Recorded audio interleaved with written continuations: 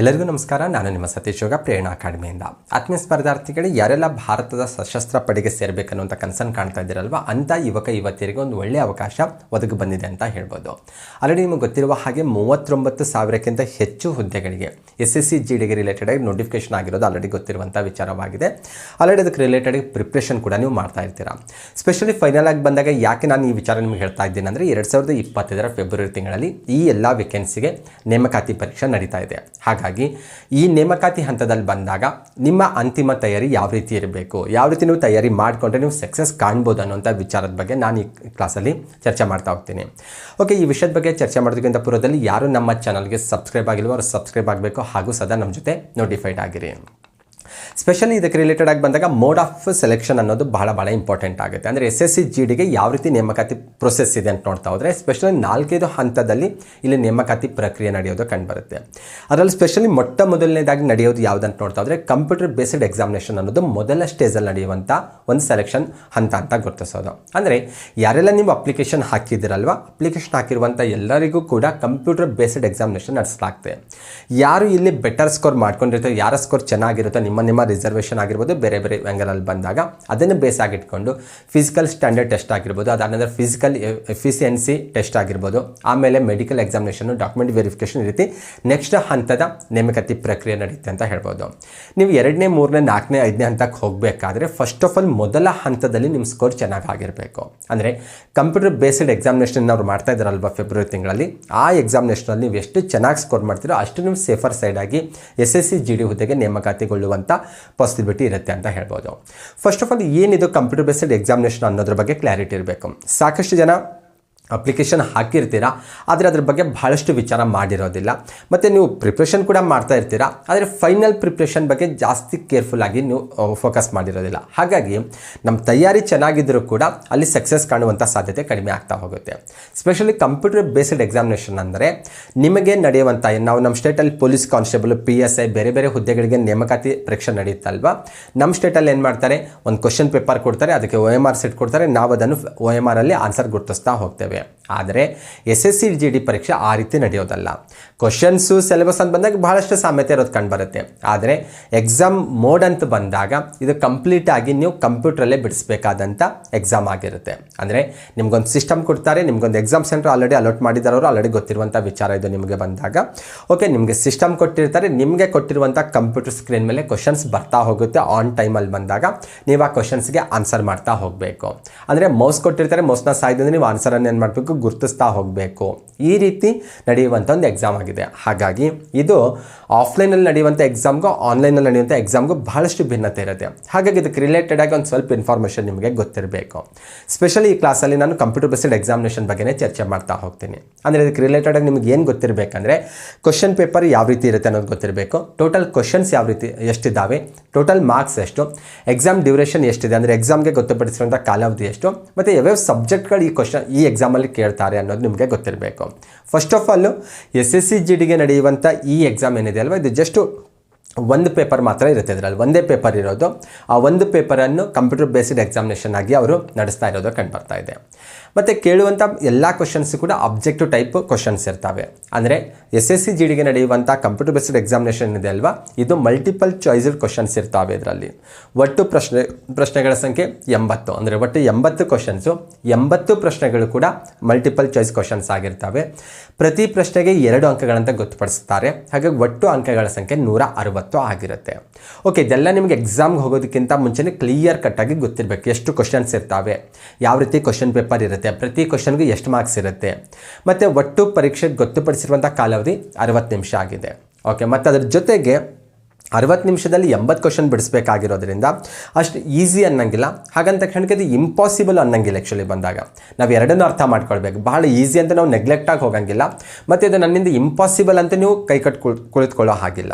ಮತ್ತು 60 ನಿಮಿಷದಲ್ಲಿ 80 question ಬಿಡಿಸ್ಬೇಕಾಗಿರೋದ್ರಿಂದ time management ಬಹಳ ಇಂಪಾರ್ಟೆಂಟ್ ಆಗುತ್ತೆ. ಹಾಗಂತ ತಕ್ಷಣಕ್ಕೆ ಯಾವುದ್ಯಾವುದೋ ಗೆಸ್ ಮಾಡಿ ನಾನು ಆನ್ಸರ್ ಮಾಡಿ ಬರಲಿಕ್ಕೂ ಕಷ್ಟ.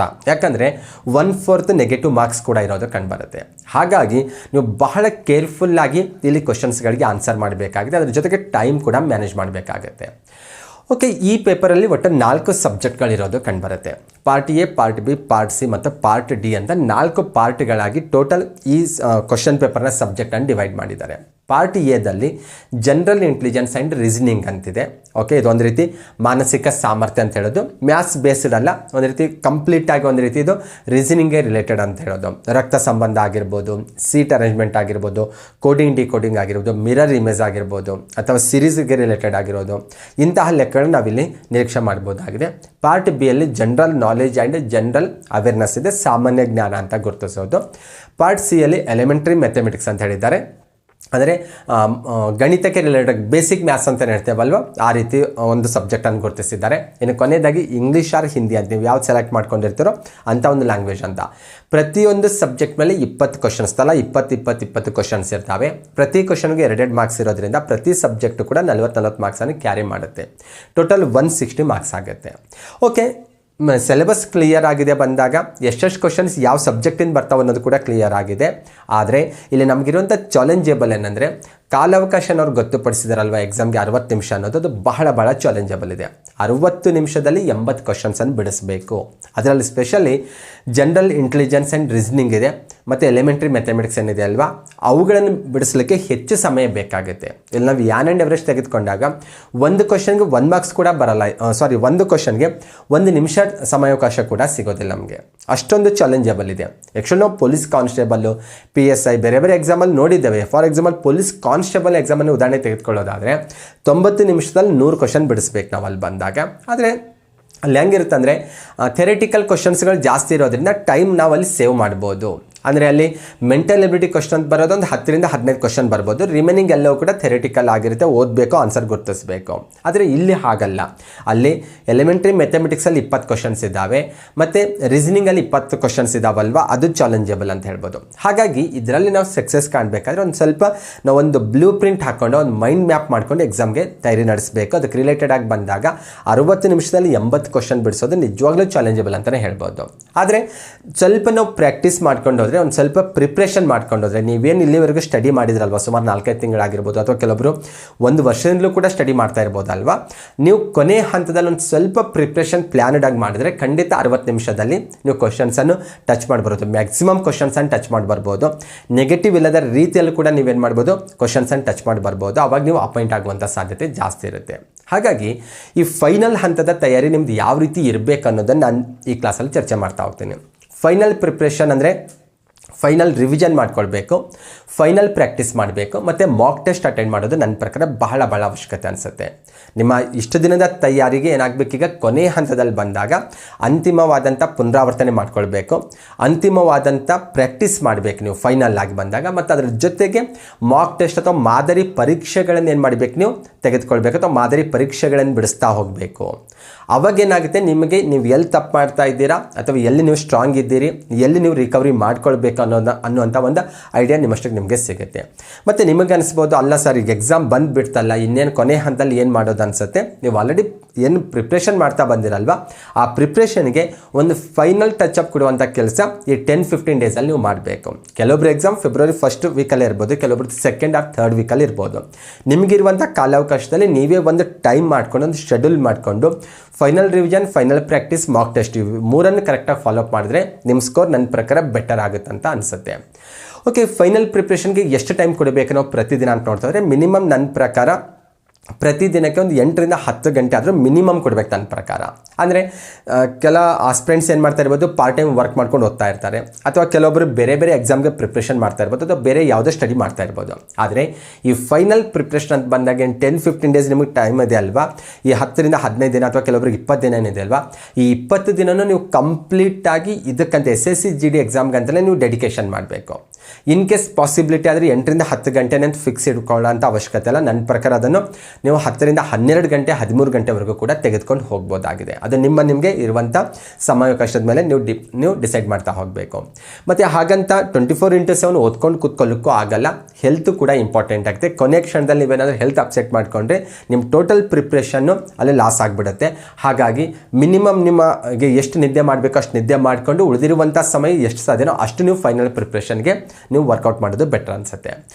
ಓಕೆ, ಫೈನಲ್ ರಿವಿಷನ್ ಅಂದರೆ ಹೆಂಗಿರಬೇಕು, ಯಾವ ಸಬ್ಜೆಕ್ಟ್ ಮೇಲೆ ಫೋಕಸ್ ಮಾಡಬೇಕಂದ್ರೆ ನನ್ನ ಪ್ರಕಾರ ಫೈನಲ್ ರಿವಿಷನ್ ಅನ್ನೋದು 2 ಸಬ್ಜೆಕ್ಟ್ಗೆ ನೀವು ಫಿಕ್ಸ್ ಮಾಡ್ಕೋಬೋದು. ಒಂದು GK, ಮತ್ತೊಂದು ಇಂಗ್ಲೀಷ್ ಆರ್ ಹಿಂದಿ. ನೀವು ಯಾವ ಲ್ಯಾಂಗ್ವೇಜ್ ತೊಗೊಂಡಿರೋ ಆ ಲ್ಯಾಂಗ್ವೇಜ್ಗೆ ನೀವು ಫೈನಲ್ ರಿವಿಷನ್ ಮಾಡ್ಕೊಳ್ಬೇಕು. ಸ್ಪೆಷಲಿ ಈ 2 ಸಬ್ಜೆಕ್ಟ್ ಮೇಲೆ ಕೇಳುವಂಥ ಕ್ವಶನ್ಸ್ಗಳೇನಿದಾವಲ್ವ, ಇವು ಆಲ್ಮೋಸ್ಟ್ ಅಲ್ಲಿ SSLC ಲೆವೆಲ್ ಕ್ವಶನ್ಸೇ ಇರ್ತವೆ. ಅಂದರೆ ಬಹಳ ಮೋಸ್ಟ್ ಚಾಲೆಂಜಬಲ್ ಕ್ವಶನ್ಸ್ ಅಂತೇನಿರಲ್ಲ. ನಾವೇನು ಕ್ಯಾಸುವಲ್ ಆಗಿ ನಾವೀಗ FD ಎಕ್ಸಾಮು, ಗ್ರೂಪ್ C ಎಕ್ಸಾಮಲ್ಲಿ ನೋಡ್ತೇವಲ್ವ, ಆ ರೀತಿ ಕ್ವಶನ್ಸ್ ಏನಿರಲ್ಲ, ನೇರವಾದ ಕ್ವಶನ್ಸ್ ಇರ್ತವೆ. ಅದಕ್ಕೆ 4 ಆಪ್ಷನ್ಸ್ ಕೊಟ್ಟಿರ್ತಾರೆ, ಅವುಗಳಲ್ಲಿ ನೀವು ಸರಿಯಾದ ಉತ್ತರ ಗುರುತಿಸಬೇಕು. ಹಾಗಾಗಿ ಅವ್ರು ಆಲ್ರೆಡಿ ನೋಟಿಫಿಕೇಶನಲ್ಲೇ ಹೇಳಿದ್ದಾರೆ ಕ್ವಶನ್ಸ್ ಎಲ್ಲವೂ ಕೂಡ SSLC ಮಟ್ಟದಲ್ಲೇ ಇರ್ತಾವಂತಿರೋದ್ರಿಂದ ಒಂದು ಸ್ವಲ್ಪ ನೀವು ಫಾಸ್ಟಾಗಿ ರಿವಿಷನ್ ಮಾಡ್ಕೊಂಡು ಹೋಗ್ಬೇಕು. ನಿಮ್ಗೆ ಎಷ್ಟು ಟೈಮ್ ಇದೆ ನೋಡ್ಕೊಳ್ಳಿ. ಇವತ್ತಿಂದ ನಿಮ್ಮ ಎಕ್ಸಾಮ್ ಏನು ಡೇಟ್ ಫಿಕ್ಸ್ ಆಗಿದೆ ಅಲ್ವಾ, ಅಲ್ಲಿವರೆಗೂ ಎಷ್ಟು ಟೈಮ್ ಇದೆ ಅಲ್ವಾ, ಅದನ್ನು ಸ್ವಲ್ಪ ಡಿವೈಡ್ ಮಾಡಿಕೊಂಡು GKದಲ್ಲಿರುವಂಥ ಎಲ್ಲ ಟಾಪಿಕ್ಸ್ ಆಗಿರ್ಬೋದು, ಇಂಗ್ಲೀಷ್ ಆಗಿ ಹಿಂದಿಯಲ್ಲಿರುವಂಥ ಎಲ್ಲ ಸಿಲೆಬಸನ್ನು ನೀಟಾಗಿ ಏನು ಮಾಡಬೇಕು, ನೀವು ಓದ್ತಾ ಹೋಗಬೇಕು. ಸ್ಪೆಷಲಿ ಇದು ರಿವಿಷನ್ ಮಾಡುವಂಥ ಹಂತ ಆಗಿರೋದ್ರಿಂದ ಫೈನಲ್ ರಿವಿಷನ್ಗೆ ಹೆಚ್ಚು ಫೋಕಸ್ ಮಾಡಬೇಕು. ಪ್ರತಿದಿನ ಒಂದು 2 ರಿಂದ 3 ಗಂಟೆಗಳ ಕಾಲ ಈ 2 ಸಬ್ಜೆಕ್ಟ್ ಮೇಲೆ ಸ್ಪೆಂಡ್ ಮಾಡಬೇಕು.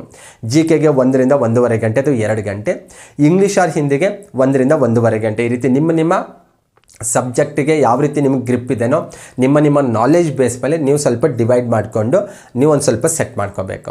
ಮತ್ತು GD ಎಕ್ಸಾಮಲ್ಲಿ ಬಂದಾಗ ಹೆಚ್ಚು ಸ್ಕೋರ್ ಆಗುವಂತಹ ಸಬ್ಜೆಕ್ಟ್ ಅಂದರೆ ಇವೆರಡು ಸಬ್ಜೆಕ್ಟ್ ಅಂತ ಗುರುತಿಸ್ಬೋದು. ಯಾಕಂದರೆ ಕೆಲವರಿಗೆ ಮ್ಯಾಥ್ಸ್ ವೀಕ್ ಇರ್ಬೋದು, ಮ್ಯಾಥ್ಸ್ ವೀಕ್ ಇದ್ದರೆ ರೀಸನಿಂಗ್ ಕೂಡ ವೀಕ್ ಇರುವಂಥ ಪಾಸಿಬಿಲಿಟಿ ಇರುತ್ತೆ. ಕಂಪ್ಲೀಟಾಗಿ ಇಲ್ಲ ಅನ್ನಂಗಿಲ್ಲ, ಪಾಸಿಬಿಲಿಟಿ ಇರುತ್ತೆ. ಹಾಗಾಗಿ ಇಲ್ಲಿ ನೇರವಾದ ಕ್ವಶನ್ ಇರುತ್ತೆ ಮತ್ತು ಇಲ್ಲಿ ಕನ್ಫ್ಯೂಸ್ ಆಗುವಂಥ ಸಾಧ್ಯತೆ ಇರೋದಿಲ್ಲ. ಹಾಗಾಗಿ ಎಷ್ಟು ಸಾಧ್ಯನೋ ಇಲ್ಲಿ ನೀವು ಚೆನ್ನಾಗಿ ಸ್ಕೋರ್ ಮಾಡ್ಕೊಳ್ಳಿಕ್ಕೆ ಪ್ರಯತ್ನ ಪಡಬೇಕು. ಇವೆರಡು ಸಬ್ಜೆಕ್ಟ್ ಸೇರಿ 40 ಕ್ವಶನ್ ಇರ್ತವೆ. ನೀವು ಕರೆಕ್ಟಾಗಿ ವರ್ಕೌಟ್ ಮಾಡಿದ್ರೆ 40ಕ್ಕೆ 35ವರೆಗೂ ನೀವು ತೆಗೆದುಕೊಂಡು ಹೋಗ್ಬೋದು. ಸಾಧ್ಯ ಆದಷ್ಟು ಮೈನಸ್ ಆಗದ ರೀತಿಯಲ್ಲಿ ನೀವು ಕೇರ್ಫುಲ್ ಆಗಿ ಇಲ್ಲಿ ಸ್ಟಡಿ ಮಾಡಬೇಕು. ಅದೇ ರೀತಿ ಆನ್ಸರ್ ಕೂಡ ಗುರುತಿಸಬೇಕಾಗುತ್ತೆ. ಓಕೆ, GKಗೆ ಸುಮಾರು ಒಂದು 8 ರಿಂದ 10 ಟಾಪಿಕ್ ಗುರುತಿಸಿದ್ದಾರೆ ಅವ್ರು ಬಂದ. ಕರೆಂಟ್ ಇವೆಂಟ್ಸ್ ಇದೆ, India and it's neighbours countries ಇದೆ, ಸ್ಪೋರ್ಟ್ಸು, ಹಿಸ್ಟ್ರಿ, ಕಲ್ಚರ್, ಜಾಗ್ರಫಿ ಇದೆ, ಎಕನಾಮಿಕ್ಸ್ ಇದೆ, ಜನರಲ್ ಪಾಲಿಟಿ ಇದೆ, ಇಂಡಿಯನ್ ಕಾನ್ಸ್ಟಿಟ್ಯೂಷನ್ನು, ಸೈಂಟಿಫಿಕ್ ರಿಸರ್ಚ್ ಅಂತ ಈ ರೀತಿ ಸುಮಾರು ಒಂದು 8 ರಿಂದ 10 ಟಾಪಿಕ್ ಕೊಟ್ಟಿದ್ದಾರೆ. ನಿಮಗೆ ಎಷ್ಟು ಕಾಲಾವಕಾಶ ಇದೆ ಅಂತ ನೋಡ್ಕೊಳ್ಳಿ, ಅದರ ಪ್ರಕಾರ ಡಿವೈಡ್ ಮಾಡ್ಕೊಂಡು ಹೋಗಿ. ಫಾರ್ ಎಕ್ಸಾಂಪಲ್ ಒಂದು 10 ದಿನ ಇದೆ ಅಂದರೆ ನಾವು ಪ್ರತಿದಿನವೂ ಒಂದೊಂದು ಟಾಪಿಕ್ ಅಥವಾ 2 ದಿನಕ್ಕೆ 3 ಟಾಪಿಕ್ ಮುಗಿಸ್ಕೊಂಡಿದ್ರೆ ಒಂದು 3 ದಿನದಲ್ಲಿ ಕಂಪ್ಲೀಟ್ ಆಗಿಬಿಡುತ್ತೆ ಇದು.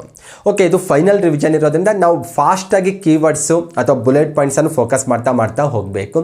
ಸ್ಪೆಷಲಿ ಯಾವುದನ್ನು ಫೋಕಸ್ ಮಾಡಬೇಕಂತ ನೋಡ್ತಾ ಹೋದರೆ ಕೆಲವೊಂದು ಟಾಪಿಕ್ ನಿಮ್ಗೆ ಯಾವುದು ಗ್ರಿಪ್ ಇಲ್ಲ ಅನ್ನೋದು ಸ್ವಲ್ಪ ನೀಟಾಗಿ ನೋಡ್ಕೊಳ್ಬೇಕು. ಯಾವುದರಲ್ಲಿ ನನಗೆ ಕಷ್ಟ ಆಗ್ತಾ ಇದೆ, ಯಾವುದು ಈಸಿ ಇದೆ ಅಂತ ನೋಡಿಕೊಂಡು ನೀವು ಸ್ವಲ್ಪ ಬ್ಯಾಲೆನ್ಸ್ ಮಾಡಬೇಕು. ಸ್ಪೆಷಲಿ ಕಲ್ಚರ್ ಅಂತ ಬಂದಾಗ ಭಾರತದಲ್ಲಿ ಬಂದಾಗ ಫೋಕ್ ಡ್ಯಾನ್ಸ್ಗೆ ರಿಲೇಟೆಡ್ ನಿಮಗೆ ಇನ್ಫಾರ್ಮೇಷನ್ ಗೊತ್ತಿರಬೇಕು. ಕ್ಲಾಸಿಕಲ್ ಡ್ಯಾನ್ಸಲ್ಲಿ ಫೇಮಸ್ ಆಗಿರುವಂಥ ಪರ್ಸನ್ಸ್ಗಳ ಬಗ್ಗೆ ಗೊತ್ತಿರಬೇಕು. ಫೆಸ್ಟಿವಲ್ಸ್ ಬಗ್ಗೆ ಗೊತ್ತಿರಬೇಕು, ಯಾವ ಸ್ಟೇಟಲ್ಲಿ ಯಾವ ಫೆಸ್ಟಿವಲ್ಸ್ ಭಾಳ ವಿಶೇಷವಾಗಿ ಆಚರಿಸಲಾಗುತ್ತೆ ಅಂತ. ಹಿಸ್ಟ್ರಿಯಲ್ಲಿ ಬಂದಾಗ ಇಂಡಿಯನ್ ಹಿಸ್ಟ್ರಿಗೆ ಹೆಚ್ಚು ಫೋಕಸ್ ಮಾಡಬೇಕು. ಇಲ್ಲಿ ಕರ್ನಾಟಕ ಹಿಸ್ಟ್ರಿ ಬಗ್ಗೆ ಕ್ವಶನ್ಸ್ ಭಾಳ ರೇರ್ ಬರೋದು. ಕರ್ನಾಟಕ ಹಿಸ್ಟ್ರಿ ಬೇಸಲ್ಲಿ ಕ್ವಶನ್ ಬಂದರೂ ಕೂಡ ರಾಷ್ಟ್ರ ಮಟ್ಟದಲ್ಲಿ ದೊಡ್ಡ ಸಾಮ್ರಾಜ್ಯಗಳೇನಿದ್ದಾವಲ್ವ ಅಂಥ ಸಾಮ್ರಾಜ್ಯಗಳ ಮೇಲೆ ಕ್ವಶನ್ ಬರ್ಬೋದು. ಇನ್ನು ಇಂಡಿಯನ್ ಪಾಲಿಟಿ ಅಂತ ಬಂದಾಗ ಜನರಲ್ ಪಾಲಿಟಿ ಅಂತ ಕೊಟ್ಟಿದ್ದಾರಲ್ವ, ಇತ್ತೀಚೆಗೆ ನಡೆದಿರುವಂಥ ಚುನಾವಣೆಗಳ ಬಗ್ಗೆ ಒಂದು ಸ್ವಲ್ಪ ಇನ್ಫಾರ್ಮೇಷನ್ ಇರಬೇಕು. ಈ ರೀತಿ ನೀವೇ ಒಂದು ಸ್ವಲ್ಪ ಪ್ರೀವಿಯಸ್ ಕ್ವಶನ್ ಪೇಪರ್ ನೋಡ್ತಾ ಹೋದರೆ ನಿಮಗೊಂದು ಐಡಿಯಾ ಸಿಗುತ್ತೆ. ಆ ಬೇಸ್ ಮೇಲೆ ನೀವು ಪ್ರಿಪ್ರೇಷನ್ ಮಾಡ್ತಾ ಹೋಗ್ಬೋದಾಗಿದೆ. ಇನ್ನು ಇಂಗ್ಲೀಷ್ ಆರ್ ಹಿಂದಿ ಅಂತ ಹೇಳಿದ್ದಾರೆ, ನಿಮಗೆ ಯಾವ್ದು ಸೆಲೆಕ್ಟ್ ಮಾಡ್ಕೊಂಡಿರುತ್ತೋ ಅದು ನಿಮಗೆ ಇರುತ್ತೆ. ಅಲ್ಲಿ ಬಂದಾಗ ಇದು ಕೂಡ ಅಷ್ಟೇ 10th ಲೆವೆಲ್ ಕ್ವಶನ್ಸ್ ಇರ್ತಾವಷ್ಟೇ. ಬಹಳ ಮೋಸ್ಟ್ ಚಾಲೆಂಜಬಲ್ ಇಂಗ್ಲೀಷ್ ಅನ್ನು ಇರಲ್ಲ ಅಥವಾ ಮೋಸ್ಟ್ ಚಾಲೆಂಜಬಲ್ ಹಿಂದಿ ಕೂಡ ಇರೋದಿಲ್ಲ. ನಿಮಗೆ ಬಹಳ ಸಿಂಪಲ್ ಆಗಿರುತ್ತೆ. 10th ಲೆವೆಲ್ ಏನಿರುತ್ತಲ್ವ, ಸಿನೋನಿಮ್ಸ್ ಆಗಿರ್ಬೋದು, ಎಂಟೋನಿಮ್ಸ್ ಆಗಿರ್ಬೋದು, ಅಥವಾ ಸ್ಪೆಲ್ಲಿಂಗ್ ಎರರ್ಸ್ ಐಡೆಂಟಿಫೈ ಮಾಡೋದು, ಪ್ಯಾಸೇಜ್ ಇರುತ್ತೆ ಅಲ್ಲಿ ಕ್ವಶನ್ಸ್ ಕೊಟ್ಟಿರುತ್ತೆ ಅವನ್ನು ಫೈಂಡ್ ಔಟ್ ಮಾಡೋದಾಗಿರ್ಬೋದು, ಅಥವಾ ಗಿವ್ ಒನ್ ವರ್ಡ್ ಆಗಿರ್ಬೋದು. ಇಂಥ ಇಂಗ್ಲೀಷ್ ರಿಲೇಟೆಡ್ ಕ್ವಶನ್ಸ್ಗಳನ್ನು ನಿಮಗೆ ಕೇಳ್ತಾ ಇರ್ತಾರೆ. ಅವುಗಳಿಗೆ ರಿಲೇಟೆಡ್ ಆಗಿ ನೀವು ಪ್ರಿಪ್ರೇಷನ್ ಮಾಡಬೇಕು. ಸ್ಪೆಷಲಿ ಇಂಗ್ಲೀಷ್ ಆರ್ ಹಿಂದಿ ಅಂತ ಬಂದಾಗ ನನ್ನ ಪ್ರಕಾರ ಬೆಸ್ಟ್ ಏನು ಗೊತ್ತಾ, ನೀವು ಸಾಧ್ಯ ಆದಷ್ಟು ಈ ಕೊನೆ ಹಂತದಲ್ಲಿ ಬಂದಾಗ MCQ ಸಾಲ್ವ್ ಮಾಡ್ತಾ ಹೋಗೋದು ಬೆಟರ್. ನಿಮಗೆ ಸಾಕಷ್ಟು ಕ್ವಶನ್ ಪೇಪರ್ ಸಿಗ್ತವೆ ಅಥವಾ ಕೆಲವೊಂದು ಬುಕ್ಸ್ಗಳು ಕೂಡ ಸಿಗ್ತವೆ. ನೀವು MCQ ಏನು ಮಾಡ್ತಾ ಹೋಗಬೇಕು, ಬಿಡಿಸ್ತಾ ಹೋಗಬೇಕು. Specially synonyms, antonyms, spelling error ಆಗಿರ್ಬೋದು, ಸೆಲೆಕ್ಟ್ ದ ಕರೆಕ್ಟ್ ವರ್ಡ್ ಆಗಿರ್ಬೋದು, ಪ್ಯಾಸೇಜ್ ಆಗಿರ್ಬೋದು, ಗಿವ್ ಒನ್ ವರ್ಡ್ ಆಗಿರ್ಬೋದು, ಇಂಥ ಕ್ವಶನ್ಸ್ಗಳು ಬರುವಂಥ ಸಾಧ್ಯತೆ ಇರುತ್ತೆ. ಹಾಗಾಗಿ ನೀವು ಪ್ರೀವಿಯಸ್ ಕ್ವಶನ್ ಪೇಪರ್ ಆರ್ ಯಾವುದಾದ್ರೂ ಒಂದು MCQ ಬುಕ್ಕನ್ನು ನೀವು ಬಿಡಿಸ್ತಾ ಹೋದರೆ ನಿಮಗೊಂದು ಐಡಿಯಾ ಸಿಗುತ್ತೆ. ನಿಮ್ಮ ಹತ್ರ ಏನೂ ಇಲ್ಲ ಅಂದರೆ ಅಟ್ಲೀಸ್ಟ್ ಹೈಸ್ಕೂಲ್ ಬುಕ್ಸ್ ಆದರೆ ತೆಕ್ಕೊಂಡು ಅಲ್ಲಿರುವಂಥ ಎಕ್ಸರ್ಸೈಸ್ ಪಾರ್ಟನ್ನು ಬಿಡಿಸ್ತಾ ಹೋದರೂ ಕೂಡ ನಿಮಗೆ ಯೂಸ್ ಆಗುತ್ತೆ, ಒಂದು ಐಡಿಯಾ ಸಿಗುತ್ತೆ ಅಂತ ಹೇಳ್ಬೋದು. ಫೈನಲ್ ರಿವಿಷನ್ ಆಯಿತು. ಫೈನಲ್ ಪ್ರಾಕ್ಟೀಸ್ ಅಂದರೆ ಯಾವುದಿದು ಮ್ಯಾಥ್ಸ್ ರಿಲೇಟೆಡ್ ಬಂದಾಗ ಜನರಲ್ ಇಂಟೆಲಿಜೆನ್ಸು ಮತ್ತು ರೀಸನಿಂಗು, ಎಲಿಮೆಂಟ್ರಿ ಮ್ಯಾಥಮೆಟಿಕ್ಸ್ ಬಂದಾಗ ನೀವು ಪ್ರತಿದಿನ ಪ್ರಾಕ್ಟೀಸ್ ಮಾಡ್ತಾ ಹೋಗಬೇಕು. ಆಲ್ರೆಡಿ ನಿಮಗೆ ಗೊತ್ತಿರುತ್ತೆ, ಹೈಸ್ಕೂಲಲ್ಲೆಲ್ಲ ನಾವು ಮಾಡಿರ್ತೇವೆ. ನಮ್ಮ ಮ್ಯಾಥಮೆಟಿಕ್ಸ್ ಸರ್ ಏನು ಹೇಳ್ತಾ ಇದ್ರು, ನೀವು ಪ್ರಾಕ್ಟೀಸ್ ಮಾಡಬೇಕು, ಜಾಸ್ತಿ ಎಷ್ಟು ಪ್ರಾಕ್ಟೀಸ್ ಮಾಡ್ತೀರೋ ಅಷ್ಟು ಪರ್ಫೆಕ್ಟ್ ಆಗ್ತೀರಾ ಅಂತ ಹೇಳ್ತಾ ಇದ್ರು. ಎಸ್, ಇದು ಕರೆಕ್ಟ್ ಅಂತಲೇ ಹೇಳೋದು. ಹಾಗಾಗಿ ಈ 2 ಸಬ್ಜೆಕ್ಟಿಗೆ ನೀವು ರಿವಿಷನ್ ಅನ್ನಂಗಿಲ್ಲ, ನೀವು ಫೈನಲ್ ಪ್ರಾಕ್ಟೀಸ್ ಮಾಡ್ತಾ ಹೋಗಬೇಕು. 2 ಟಾಪಿಕ್ 2 ಸಬ್ಜೆಕ್ಟಲ್ಲೂ ಕೂಡ ಟಾಪಿಕ್ ಕೂಡ ಕೊಟ್ಟಿದ್ದಾರೆ. ಯಾವ್ಯಾವ ಟಾಪಿಕ್ ಅಲ್ಲಿ ಸಿಲೆಬಸಲ್ಲಿ ಗೊತ್ತುಪಡಿಸ್ತಾರಂತ ನೋಟಿಫಿಕೇಶನಲ್ಲಿ ಸ್ಪಷ್ಟವಾಗಿ ಹೇಳಿದ್ದಾರೆ. ಪ್ರತಿ ಟಾಪಿಕ್ ಮೇಲೆ ಮಿನಿಮಮ್ ನನ್ನ ಪ್ರಕಾರ ಒಂದು 15ರಿಂದ 20 ಕ್ವಶನ್ ಆದರೆ ನೀವು ಬಿಡಿಸ್ತಾ ಹೋಗಬೇಕು. ಮಿನಿಮಮ್ 15ರಿಂದ 20 ಕ್ವಶನ್ ನೀವು ಬಿಡಿಸ್ತಾ ಹೋಗಬೇಕು. ಪ್ರತಿದಿನ ಸುಮಾರು 3ರಿಂದ 4 ಗಂಟೆ ಮಿನಿಮಮ್ ನೀವು ಅಭ್ಯಾಸ ಮಾಡಬೇಕು ಇವೆರಡು ಸಬ್ಜೆಕ್ಟ್ ಸೇರಿಕೊಂಡು. ಅಂದರೆ ಫಾರ್ ಎಕ್ಸಾಂಪಲ್ ಜನರಲ್ ಇಂಟೆಲಿಜೆನ್ಸ್ ರೀಸನಿಂಗಲ್ಲಿ ಬಂದಾಗ ಸುಮಾರು ಒಂದು 10ರಿಂದ 12 ಟಾಪಿಕ್ ಇದ್ದಾವೆ. ಎಲಿಮೆಂಟರಿ ಮ್ಯಾಥಮೆಟಿಕ್ಸಲ್ಲಿ ಬಂದಾಗಲೂ ಸುಮಾರು ಒಂದು 10ರಿಂದ 12 ಅಥವಾ 15 ಟಾಪಿಕ್ಸ್ ಇದ್ದಾವೆ ಅಂತ ಇಟ್ಕೊಳ್ಳೋಣ. ಪ್ರತಿದಿನಕ್ಕೆ ನೀವು ಡಿವೈಡ್ ಮಾಡ್ಕೊಳ್ತಾ ಹೋಗ್ರಿ. ಪ್ರತಿದಿನಕ್ಕೆ ಒಂದು 3ರಿಂದ 4 ಟಾಪಿಕ್ಕು ಅಥವಾ ಒಂದು 5 ಟಾಪಿಕ್ ನಾವು ಪ್ರಾಕ್ಟೀಸ್ ಮಾಡ್ತಾ ಹೋಗೋದು. ಓಕೆ, ಪ್ರತಿದಿನ ನೀವು 5 ಟಾಪಿಕ್ ಪ್ರಾಕ್ಟೀಸ್ ಮಾಡ್ತೀರಂದರೆ ನೀವು ಅದನ್ನು ಟೈಮ್ ಡಿವೈಡ್ ಮಾಡ್ತಾ ಹೋಗಬೇಕು. ಓಕೆ, ಹಾಗಾಗಿ ಪ್ರಾಕ್ಟೀಸ್ ಮಾಡ್ತಾ ಹೋಗೋದು. ಎವರೇಜ್ ಅನ್ನೋಂಥ ಟಾಪಿಕ್ ಇದೆ. ಎವರೇಜ್ ಮೇಲೆ ಒಂದು 15 ಕ್ವಶನ್ ಬಿಡಿಸ್ತಾ ಹೋಗೋದು. ಸಿಂಪಲ್ ಕ್ವಶನ್, ಚಾಲೆಂಜಬಲ್ ಕ್ವಶನ್ಸ್ ಎರಡು ರೀತಿ ಕ್ವಶನ್ ಬಿಡಿಸ್ತಾ ಹೋಗೋದು. ಬ್ಲಡ್ ರಿಲೇಷನ್ ಇರ್ಬೋದು, ಮಿರರ್ ಇಮೇಜ್ ಇರ್ಬೋದು, ಅಥವಾ ಕೋಡಿಂಗ್ ಡಿಕೋಡಿಂಗ್ ಇರ್ಬೋದು, ಸೀರೀಸ್ ಕ್ವಶನ್ಸ್ ಇರ್ಬೋದು, ರೌಂಡ್ ಟೇಬಲಲ್ಲಿ ಸೀಟ್ ಅರೇಂಜ್ಮೆಂಟ್ ಇರ್ಬೋದು, ಅಥವಾ ನಿಮಗೆ ಶೇಕಡಾ ಲಾಭ ಅಥವಾ ಶೇಕಡಾ ನಷ್ಟ ಆಗಿರ್ಬೋದು. ಈ ರೀತಿ ಪ್ರತಿ ಟಾಪಿಕ್ ಮೇಲೆ ಸುಮಾರು ಒಂದು 10ರಿಂದ 15 ಕ್ವಶನ್ ಮಿನಿಮಮ್ ಆದರೆ ನೀವು ಬಿಡಿಸ್ತಾ ಹೋಗಬೇಕು. ಕೇವಲ ಬಿಡಿಸಿದ್ರೆ ಸಾಕಾಗಲ್ಲ, ಸ್ವಲ್ಪ ಫಾಸ್ಟಾಗೆ ಬಿಡಿಸ್ಬೇಕು. ಯಾಕಂದರೆ ಎಕ್ಸಾಮಲ್ಲಿ ಟೈಮ್ ಬಹಳ ಲಿಮಿಟ್ ಇರೋದು ಕಂಡು ಬರ್ತಾ ಇದೆ. ಹಾಗಾಗಿ ನೀವು ಎಷ್ಟು ಫಾಸ್ಟಾಗಿ ಬಿಡಿಸ್ತೀರೋ ಅಷ್ಟು ನಿಮಗೆ ಟೈಮ್ ಸೇವ್ ಆಗುತ್ತೆ, ಅಲ್ಲಿ ಅಷ್ಟು ಸ್ಕೋರ್ ಚೆನ್ನಾಗಾಗುತ್ತೆ. ಹಾಗಾಗಿ ನೀವೇನು ಮಾಡಬೇಕು, ಈ 2 ಟಾಪಿಕ್ ಮೇಲೆ ಪ್ರಾಕ್ಟೀಸ್ ಮಾಡ್ತಾ ಹೋಗಬೇಕು. ಮತ್ತು ಇದು ಪ್ರತಿದಿನ 3ರಿಂದ 4 ಗಂಟೆ ಅನ್ನೋದು ಫಿಕ್ಸ್ ಅಲ್ಲ. ನಿಮ್ಮ ಎಕ್ಸಾಮ್ ಡ್ಯೂರೇಷನ್ ನೋಡಿಕೊಂಡು ನೀವು ಇದನ್ನು ಸ್ವಲ್ಪ ಹೆಚ್ಚು ಮಾಡ್ಕೋಬೋದು ಅಥವಾ ಒಂದು ಸ್ವಲ್ಪ ಕಡಿಮೆನೂ ಮಾಡ್ಕೋಬೋದು. ಪ್ರತಿ ಟಾಪಿಕ್ ಮೇಲೆ ನನ್ನ ಪ್ರಕಾರ ಮಿನಿಮಮ್ ಒಂದು 15 ಕ್ವಶನ್ ಆದರೂ ಬಿಡಿಸ್ತಾ ಹೋಗಬೇಕು. ಅವಾಗ ನಿಮಗೊಂದು ಕಾನ್ಫಿಡೆನ್ಸ್ ಲೆವೆಲ್ ಹೆಚ್ಚಾಗುತ್ತೆ. ಮತ್ತು ಪ್ರತಿ ಟಾಪಿಕಲ್ಲಿ ಬರುವಂಥ ಫಾರ್ಮುಲಾಗಳು ಅಥವಾ ಟ್ರಿಕ್ಸ್ಗಳೇನಿದ್ದಾವಲ್ವ ಅವುಗಳನ್ನು ಒಂದು ಕಡೆ ಟಾಪಿಕ್ ವೈಸ್ ಒಂದು ಕಡೆ ನೋಟ್ ಮಾಡ್ಕೊಂಡು ಹೋದರೆ ಬೆಟರ್. ನೀವು ಫೈನಲ್ ಎಕ್ಸಾಮ್ ಹೋಗೋಂಥ ಸಂದರ್ಭದ ಒಂದು ರೀಕಾಲ್ ಮಾಡ್ಕೊಳ್ಳಿಕ್ಕೆ ಯೂಸ್ ಆಗುತ್ತೆ. ನಾಳೆ ಎಕ್ಸಾಮ್ ಇದೆ ಅಂದರೆ ಇವತ್ತೆಲ್ಲವೂ ಕೂಡ ರೀಕಾಲ್ ಮಾಡ್ಕೊಂಡು ಹೋದರೆ ಇನ್ನೂ ಚೆನ್ನಾಗಿ ನಾವು ಬಿಡಿಸ್ಬೋದಾಗಿದೆ. ಹಾಗಾಗಿ ಫೈನಲ್ ಪ್ರಾಕ್ಟೀಸ್ನ ಮುಖ್ಯ ಉದ್ದೇಶ ಅಂದರೆ ಟೈಮ್ ಸೇವ್ ಮಾಡೋ ರೀತಿಯಲ್ಲಿ ನೀವು ಪ್ರಾಕ್ಟೀಸ್ ಮಾಡ್ತಾ ಹೋಗಬೇಕು. ಅವಾಗ ನಿಮಗೇನಾಗುತ್ತೆ, ಇದು ಖಂಡಿತ ರಿಸಲ್ಟ್ ಕೊಡುತ್ತೆ ಅಂತ ಹೇಳ್ಬೋದು. ಮತ್ತು ಇಲ್ಲಿ ಬರುವಂಥ ಕ್ವಶನ್ಸ್ ಕೂಡ ಅಷ್ಟೇ 10th ಲೆವೆಲ್ ಕ್ವಶನ್ಸೇ ಆಗಿರ್ತವೆ. ಹಾಗಾಗಿ ನೀವು ಬಹಳಷ್ಟು ಡೆಪ್ತಾಗೂ ನೀವೇನು ಪ್ರಾಕ್ಟೀಸ್ ಮಾಡೋಂಥ ಅವಶ್ಯಕತೆ ಇಲ್ಲ. ಹಾಗಂತ ನೀವು ಭಾಳ ಸಿಂಪಲ್ ಕ್ವಶನ್ಸನ್ನೇ ಪ್ರಾಕ್ಟೀಸ್ ಮಾಡಿ ಹೋಗಿ ಸಕ್ಸಸ್ ಆಗ್ತೀನಿ ಅನ್ನೋದು ಕಷ್ಟ ಆಗುತ್ತೆ. ಹಾಗಾಗಿ 1 ಲೆವೆಲ್ ನೀವು ರೆಡಿ ಇರಲೇಬೇಕು. ಹಾಗಾಗಿ ಒಂದು ಸ್ವಲ್ಪ ಪ್ರಾಕ್ಟೀಸ್ ಮಾಡಲೇಬೇಕು. ಇನ್ನು ಅದರ ಜೊತೆಗೆ ಈ ಕೊನೆ ಹಂತದಲ್ಲಿ ನೀವು ಸಕ್ಸಸ್ ಕಾಣಬೇಕಾದ್ರೆ ಮಾಕ್ ಟೆಸ್ಟ್ ಅಟೆಂಡ್ ಮಾಡ್ತಾ ಹೋಗಬೇಕು.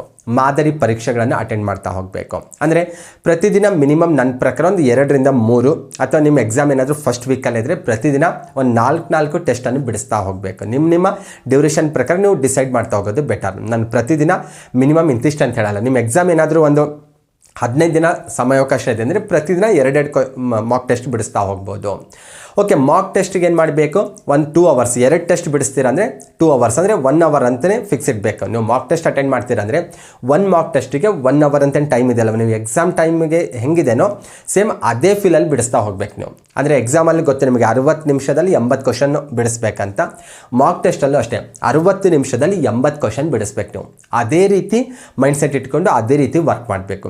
ನೀವು ಒಂದು ದಿನಕ್ಕೆ 2 ಟೆಸ್ಟ್ ಬಿಡಿಸ್ತೀರ ಅಂದರೆ 2 ಅವರ್ಸ್ ಅದಕ್ಕಂತೆ ಸ್ಪೆಂಡ್ ಮಾಡಬೇಕು. ಓಕೆ, 1 ಟೆಸ್ಟಿಗೆ 1 ಅವರ್, ಮತ್ತೊಂದು ಟೆಸ್ಟಿಗೆ 1 ಅವರ್. ಜಸ್ಟ್ ಟೆಸ್ಟ್ ಬಿಡಿಸಿದ್ರೆ ಸಾಕಾಗಲ್ಲ.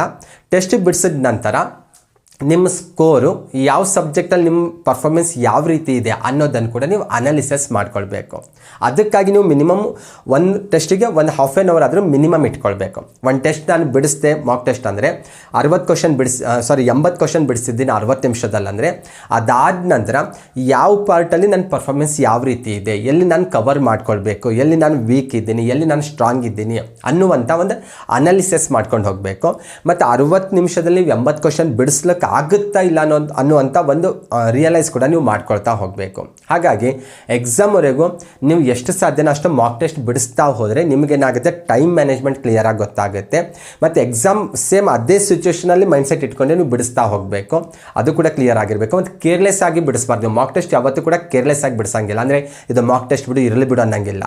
ಕ್ವಶನ್ಸ್ ಇವೇ ಬರೋದಿಲ್ಲ, ಓಕೆ ಬರ್ಬೋದು, ಬರದೇ ಇರ್ಬೋದು. ಆದರೆ ನೀವು ಎಕ್ಸಾಮ್ ಅನ್ನುವಂಥ ರಿಯಲ್ ಫೀಲಲ್ಲೇ ನೀವು ಎಕ್ಸಾಮ್ ಬಿಡಿಸ್ತಾ ಹೋಗ್ಬೇಕು ಮಾಕ್ ಟೆಸ್ಟ್. ಅವಾಗೇನಾಗುತ್ತೆ, ನಿಮಗೆ ಒಂದು ಕಾನ್ಫಿಡೆನ್ಸ್ ಲೆವೆಲ್ ಹೆಚ್ಚಾಗ್ತಾ ಹೋಗುತ್ತೆ ಅಂತ ಹೇಳ್ಬೋದು. ಹಾಗಾಗಿ ಪ್ರತಿದಿನ ಮಿನಿಮಮ್ ಒಂದು 2 ಟೆಸ್ಟ್ ಆದರೂ ಬಿಡಿಸಿ. ನಿಮ್ಮ ಎಕ್ಸಾಮ್ ನಿಯರ್ ಇದ್ದರೆ 3 ಅಥವಾ 4 ಟೆಸ್ಟನ್ನು ಬಿಡಿಸ್ತಾ ಹೋಗ್ರಿ. 1 ಟೆಸ್ಟಿಗೆ 1 ಅವರ್ ಫಿಕ್ಸ್ ಆಗಿರುತ್ತೆ ಅಲ್ಲಿ ಬಂದಾಗ.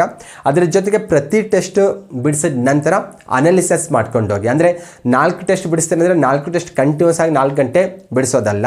ನೀವು ಮಾರ್ನಿಂಗ್ ಒಂದು ಟೆಸ್ಟ್ ಬಿಡಿಸಿದ್ರೆ ಅದರ ರಿಸಲ್ಟನ್ನು ನೀವು ಅನಾಲಿಸಿಸ್ ಮಾಡ್ಕೋಬೇಕು ಮತ್ತು ಕವರ್ ಮಾಡ್ಕೊಳ್ರಿ.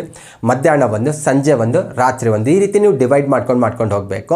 ಯಾರಿಗೆ ಇನ್ನೊಂದು 15 ಡೇಸ್ ಟೈಮ್ ಇದೆ ಅಲ್ವಾ, ನೀವು ಪ್ರತಿದಿನ 2 ಟೆಸ್ಟ್ ಬಿಡಿಸ್ಕೊಂಡು ಹೋಗ್ಬೋದು. ಮಾರ್ನಿಂಗ್ ಒಂದು ಟೆಸ್ಟ್ ಬಿಡಿಸ್ಬೇಕು, ಅದರ ಅನಾಲಿಸಿಸ್ ಮಾಡ್ಕೋಬೇಕು, ಯಾವ ಸಬ್ಜೆಕ್ಟಲ್ಲಿ ವೀಕ್ ಇದ್ರಲ್ಲ ಅದೆಲ್ಲ ಕವರ್ ಮಾಡ್ಕೊಳ್ಬೇಕು, ಮತ್ತು ನೈಟ್ ಒಂದು ಟೆಸ್ಟ್ ಬಿಡಿಸ್ಬೇಕು, ಮತ್ತು ಒಂದು ಸ್ವಲ್ಪ ಕವರ್ ಮಾಡ್ಕೊಳ್ಬೇಕು. ಈ ರೀತಿ ನಿಮ್ಮ ತಪ್ಪನ್ನು ನೀವೇ ಫೈಂಡ್ ಔಟ್ ಮಾಡ್ಕೊಳ್ಬೇಕು, ಅದನ್ನು ನೀವೇ ಸರಿ ಮಾಡ್ಕೊಳ್ಬೇಕು. ಆ ರೀತಿ ಒಂದು ಸ್ವಲ್ಪ ಪ್ಲ್ಯಾನಡ್ ಮಾಡಿ ವರ್ಕ್ ಮಾಡಿದ್ರೆ ಖಂಡಿತ ಮಾಕ್ ಟೆಸ್ಟು ನಿಮಗೆ ಯೂಸ್ ಆಗುತ್ತೆ ಅಂತ ಹೇಳ್ಬೋದು. ಓಕೆ, ಇಲ್ಲಿ ಒಂದು ಡೌಟ್ ಏನು ಸ್ಟಾರ್ಟ್ ಆಗುತ್ತೆ ಅಂದರೆ ಮಾಕ್ ಟೆಸ್ಟ್ ನಾವು ಹೆಂಗೆ ತೊಗೋಬೇಕು, ಯಾಕಂದರೆ ಮಾಕ್ ಟೆಸ್ಟ್ ಹೆಂಗಿದೆ, ಈಗ ರಿಯಲ್ ಎಕ್ಸಾಮ್ ಅನ್ನುವಂಥ ಫೀಲಲ್ಲೇ ಬಿಡಿಸ್ಬೇಕಂತ ನಾನು ಹೇಳ್ತಾ ಇದ್ದೀನಿ. ಈಗ ರಿಯಲ್ ಎಕ್ಸಾಮ್ ಕಂಪ್ಯೂಟರ್ ಬೇಸ್ಡ್ ಇರೋದಲ್ವಾ, ನಮಗೆ ಸುಮಾರು ಮಾಡೆಲ್ ಎಕ್ಸಾಮ್ ಎಲ್ಲ ಆಫ್ಲೈನಲ್ಲಿ ಸಿಗುತ್ತಲ್ವ, ಅಲ್ಲಿ ನಮಗೆ ಟೈಮ್ ರಿಯಲ್ ಫೀಲ್ ಸಿಗಲ್ಲ ಅಂತ ಅನಿಸ್ಬೋದು. ಯಾರಿಗೆ ನೀವು ಮಾಕ್ ಟೆಸ್ಟ್ ಆನ್ಲೈನಲ್ಲಿ ಬಿಡಿಸ್ಬೇಕು, ನಿಮ್ಗೆ ರಿಯಲ್ ಆಗಿ ಏನಿದೆ ಅಲ್ವಾ ಆ ರೀತಿ ಬಿಡಿಸುವಂತಹ ಸಾಕಷ್ಟು ಪ್ಲಾಟ್ಫಾರ್ಮ್ಗಳು ಅವೈಲೇಬಲ್ ಇದ್ದಾವೆ. ನಿಮಗೆ ಯಾವುದು ಬೆಟರ್ ಅನ್ಸುತ್ತೋ ಅಂಥ ಒಂದು ಪ್ಲಾಟ್ಫಾರ್ಮನ್ನು ನೀವು ಸೆಲೆಕ್ಟ್ ಮಾಡ್ಕೊಳ್ಬೋದು. ಸ್ಪೆಷಲಿ ನೀವು ಬಿಡಿಸುವಂಥ ಮಾಕ್ ಟೆಸ್ಟು ಆನ್ಲೈನ್ ಮೋಡಲ್ಲೇ ಇರಬೇಕು. ನನ್ನ ಪ್ರಕಾರ ಆನ್ಲೈನ್ ಮೋಡಿದ್ರೆ ಬೆಟರ್, ನಿಮಗೆ ರಿಯಲ್ ಫೀಲ್ ಸಿಗುತ್ತೆ ಅನ್ನೋ ನನ್ನ ಒಪಿನಿಯನ್. ಅದ್ರ ಜೊತೆ ಟೈಮ್ ಸೆಟ್ಟಿಂಗ್ ಇರಬೇಕು. ಆ ಮಾಕ್ ಟೆಸ್ಟಿಗೆ ಏನಿರಬೇಕು, 60 ನಿಮಿಷ ಏನು ನಿಮಗೆ ರಿಯಲ್ ಎಕ್ಸಾಮ್ ಏನಿದೆ ಅಲ್ವಾ ನಿಮ್ಮ ಮೇನ್ ಎಕ್ಸಾಮು, ಅಷ್ಟೇ ಟೈಮ್ ಫಿಕ್ಸ್ ಮಾಡಿರಬೇಕು. ನಿಮ್ಮ ರಿಯಲ್ ಎಕ್ಸಾಮಲ್ಲಿ ನೆಗೆಟಿವ್ ಮಾರ್ಕ್ಸ್ ಇರೋದ್ರಿಂದ ನೀವು ಬಿಡಿಸುವಂಥ ಮಾಕ್ ಟೆಸ್ಟಲ್ಲಿ ನೆಗೆಟಿವ್ ಮಾರ್ಕ್ಸ್ ಕೂಡ ಇರಬೇಕು. ಮತ್ತು ರಿಸಲ್ಟ್ ಅನಾಲಿಸಿಸ್ ಕೂಡ ನಿಮಗೆ ಡಿಸ್ಪ್ಲೇ ಆಗಂಗಿರಬೇಕು. ಅಂದರೆ ನೀವು ಸಬ್ಮಿಟ್ ಮಾಡಿದ ತಕ್ಷಣಕ್ಕೆ ನಿಮಗೆ ಸಿಗಂಗಿರ್ಬೇಕು ಇನ್ಫಾರ್ಮೇಷನ್. ನೀವು GKದಲ್ಲಿ ನಿಮ್ಮ ಪರ್ಫಾರ್ಮೆನ್ಸ್ ಯಾವ ರೀತಿ ಇತ್ತು, ಮ್ಯಾಥ್ಸಲ್ಲಿ ಯಾವ ರೀತಿ ಇತ್ತು, ರೀಸನಿಂಗಲ್ಲಿ ಯಾವ ರೀತಿ ಇತ್ತು, ಇಂಗ್ಲೀಷಲ್ಲಿ ಯಾವ ರೀತಿ ಇತ್ತು ಅಂತ ನಿಮಗೆ ಅನಾಲಿಸಿಸ್ ಸಿಗಂಗಿದ್ರೆ ನೀವು ಈಸಿಯಾಗಿ ರಿಕವರಿ ಮಾಡ್ಕೊಳ್ಳೋಕ್ಕೆ ಸಾಧ್ಯ ಆಗುತ್ತೆ. ಹಾಗಾಗಿ ಮಾಕ್ ಟೆಸ್ಟ್ ನನ್ನ ಪ್ರಕಾರ ಆನ್ಲೈನ್ ಮೋಡಲ್ಲಿ ನೀವು ತೆಗೆದುಕೊಳ್ಳೋದು ಬೆಟರು. ಸೇಮ್ 60 ನಿಮಿಷನೇ ಇಲ್ಲೂ ಕೂಡ ಫಿಕ್ಸ್ ಆಗಿರಬೇಕು.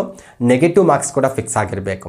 ಏನಾಗುತ್ತೆ ಗೊತ್ತಾ, ಆನ್ಲೈನಿಗೂ ಏನು ವ್ಯತ್ಯಾಸ ಅಂದರೆ, ನೀವು ಕಂಪ್ಯೂಟರ್ ಬೇಸ್ಡ್ ಎಕ್ಸಾಮಿನೇಷನ್ ಇರೋದ್ರಿಂದ 60 ನಿಮಿಷ ಆದ ತಕ್ಷಣಕ್ಕೆ ಆಟೋಮೆಟಿಕ್ ಕ್ಲೋಸ್ ಆಗಿಬಿಡುತ್ತೆ ಅದು. ಇಲ್ಲೂ ಕೂಡ ಅದೇ ರೀತಿ ಇದ್ದರೆ ನಿಮಗೇನಾಗುತ್ತೆ, ರಿಯಲ್ ಆಗಿ ಸಿಗುತ್ತೆ. ಆ ಒಂದು ಮೈಂಡ್ ಸೆಟ್ ಅದೇ ರೀತಿ ಸೆಟ್ ಆಗಿಬಿಡುತ್ತೆ. ನೀವು ಅವಾಗ ಏನಾಗುತ್ತೆ, ಎಕ್ಸಾಮ್ ಫೀಲಲ್ಲೇ ನೀವು ಎಕ್ಸಾಮನ್ನು ಬಿಡಿಸ್ಲಿಕ್ಕೆ ಸಾಧ್ಯ ಆಗುತ್ತೆ. ಓಕೆ, ಹಾಗಾಗಿ ಯಾರಿಗೆ ಮಾಕ್ ಟೆಸ್ಟ್ನ ಅವಶ್ಯಕತೆ ಇದೆನೋ ನಾನು ಸಜೆಸ್ಟ್ ಮಾಡೋದೇನೆಂದರೆ, ಸಾಧನಾ ಅಕಾಡೆಮಿ ಅವರು ಇದಕ್ಕೆ ರಿಲೇಟೆಡ್ ಆಗಿ ಟೆಸ್ಟ್ ಸೀರೀಸ್ ಇದೆ ಅವ್ರ ಹತ್ರ. ಅದರ ಲಿಂಕು ಕೂಡ ನಾನು ಡಿಸ್ಕ್ರಿಪ್ಷನಲ್ಲಿ ಕೊಟ್ಟಿರ್ತೀನಿ. ಬೇಕಾದರೆ ನೀವೇನು ಮಾಡ್ಬೋದು, ಕಾಂಟ್ಯಾಕ್ಟ್ ಮಾಡಿಕೊಂಡು SSC GDಗೆ ರಿಲೇಟೆಡ್ ಆಗಿರುವಂಥ ಸುಮಾರು ಒಂದು 25 ಮಾಕ್ ಟೆಸ್ಟನ್ನು ಅವ್ರು ನಿಮಗೆ ಅವೈಲೇಬಲ್ ಮಾಡ್ತಾ ಇದ್ದಾರೆ. ನೀವು ಅದನ್ನು ಅಟೆಂಡ್ ಮಾಡ್ಬೋದು, ಅನಾಲಿಸಿಸ್ ಕೂಡ ನೀವು ಮಾಡ್ಕೊಳ್ಬೋದು. ಒಂದು ಸ್ವಲ್ಪ ನಿಮಗೆ ರಿಕವರಿ ಮಾಡ್ಕೊಳ್ಳಿಕ್ಕೆ ನಿಮಗೆ ಇದು ಈಸಿ ಆಗುತ್ತೆ ಮತ್ತು ಇದು ಯೂಸ್ಫುಲ್ ಕೂಡ ಆಗುತ್ತೆ ಅಂತ ಹೇಳ್ತೀನಿ ನಾನು. ಓಕೆ, ಇನ್ನು ಪ್ರೀವಿಯಸ್ ಕ್ವಶನಲ್ಲಿ ಯಾವ ರೀತಿ ಎಕ್ಸಾಮಲ್ಲಿ ಕ್ವಶನ್ಸ್ ಬಂದಿದ್ದಾವೆ ಅನ್ನೋದೊಂದು ಸ್ವಲ್ಪ ನೋಡ್ತಾ ಹೋಗೋಣ. ಸ್ಪೆಷಲಿ GK ಪಾರ್ಟಲ್ಲಿ ಬಂದಾಗ, ಭಾರತೀಯ ಸಂವಿಧಾನದ 101ನೇ ಸಂವಿಧಾನ ತಿದ್ದುಪಡಿ ಕಾಯ್ದೆಯು ಯಾವ ವ್ಯವಸ್ಥೆಯನ್ನು ಪರಿಚಯಿಸ್ತು ಅಂತ ಈ ರೀತಿ ನೇರವಾದ ಕ್ವಶನ್ ಇದೆ. ಕ್ವಶನ್ ಓದ್ತಾನೆ ನಿಮಗೆ ಆನ್ಸರ್ ಮೈಂಡಲ್ಲಿ ಬಂದು ಬಿಡಬೇಕಿಲ್ಲಿ, ಅಷ್ಟು ಪರ್ಫೆಕ್ಟ್ ಆಗಿರ್ಬೇಕು.